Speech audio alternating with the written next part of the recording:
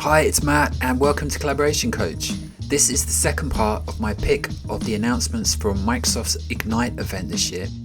Part 1 was all about Teams, and in this video, part 2, we're going to look at some of the newer apps and features coming your way soon. So first of all, let's look at Microsoft Loop.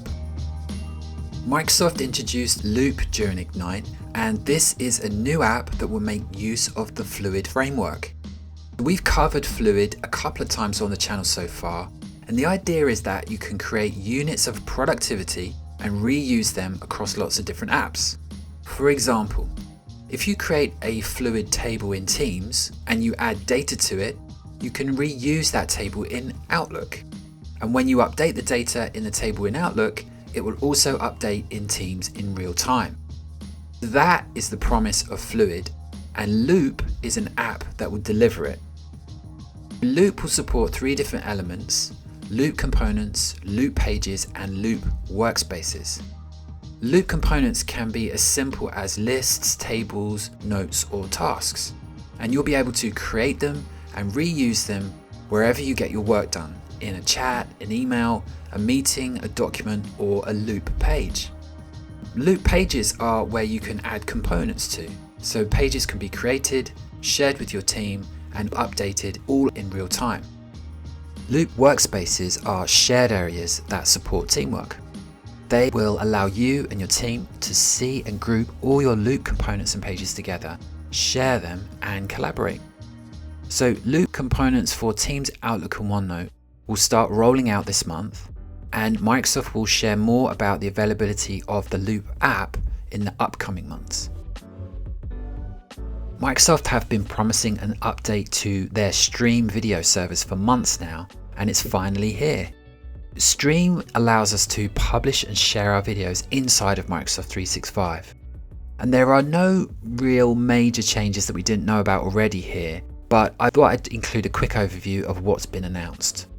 Stream has switched to using SharePoint and OneDrive to store all its videos now, and that includes Teams meeting recordings.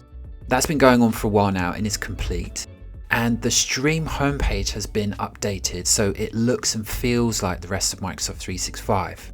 The homepage now shows you your recommended, recent, shared videos and meeting recordings. And it's easy to keyword search to find what you're looking for from here too. There's also been some updates made to Microsoft 365 Search. You can keyword search videos using the title of the video and other metadata, and now you can also search on what was said in the video. And that's because all videos in Stream have a transcript automatically created that can be used in search results. And for those of us who want to create our own content, a new recording feature is being added to Stream in the next few months. We'll be able to capture our screens and webcams, or both at the same time, and post those videos straight to Stream. And then we can share the video just like we would a normal file.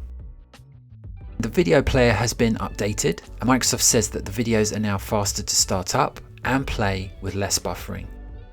And there's also a visual table of contents to videos now, so we can jump to the relevant sections of a video just like we do with YouTube. And talking of video, earlier this year, Microsoft bought an online video creation company called Clipchamp. So during Ignite, they announced that Clipchamp is now part of the Microsoft family. Clipchamp is a really simple video editing tool that you can use exclusively online, and there's a Chrome app version that you can download and install. It has all the features that you'd expect from a video editor. You can record your screen and webcam, and you can add simple visual effects. And it has tons of templates for different platforms like YouTube and TikTok. Right now it's a standalone app. There's no integration with the rest of Microsoft 365. There is a free tier and paid tiers, so you can use it for free, but if you want to use it with all the pro features, then you'll have to pay. And interestingly, there is a business plan where teams can edit videos together. Microsoft definitely has a gap when it comes to video creating, and with Clipchamp, it hopes to encourage people to create their own videos with these basic but easy to use tools. Clipchamp is available for everybody right now. More video now with PowerPoint Recording Studio. Coming in early 2022, the new recording studio will allow you to record your presentations and export as a video straight from PowerPoint. You can hit the record button from the ribbon in PowerPoint and that will take you into studio mode. There you'll see a teleprompter view that you can use to read your notes straight to the camera. And when you've recorded, you can preview the video and make changes to the slides before you export it. When you export, if the slide deck is already in OneDrive or SharePoint, then it will export the video file there. And from there, you can share it with anyone in your organization. PowerPoint Recording Studio is coming in early 2022. And now some updates for Viva. The big news from Ignite is that Viva Learning is now generally available. Viva Learning is a Teams app that gives us access to training content. You can add the Viva Learning app to Teams and pin it to the left-hand rail, and administrators can also install and pin the app for everyone in the organization. Once it's there, you'll find training content from several free providers like Microsoft Learn and Microsoft 365 Training. There are also 125 free courses from LinkedIn Learning, and there is a premium subscription that gives you access to other providers like Pluralsight and Skillsoft. The premium subscription also includes admin tools that will allow us to recommend and track who has completed courses. You can search for courses you're interested in with a keyword, and then you can filter your search results on interests, provider, and duration. You can bookmark them and take them whenever you have time. There's also a My Learning page where you can track your bookmarked courses, recommendations, and ones you've viewed or completed. Viva Learning should be available to everyone now.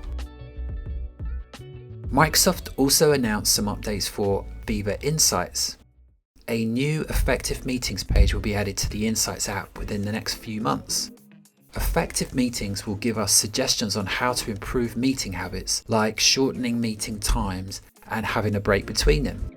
We'll also be able to track what types of meetings we're having to see where we're spending most of our time. There'll be a new Focus Mode page added starting in December 2021. And Focus Mode is an extension of the Insights Focus Time feature. Focus Time puts a block of time in our calendars and stops all notifications for that period, so we can focus on getting things done without interruption.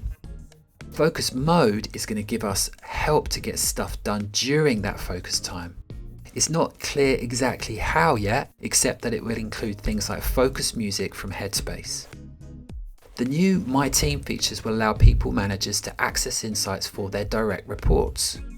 Managers will be able to see the personal habits of their directs, like meeting behaviours, one-to-one time, and if they're enjoying quiet hours or not.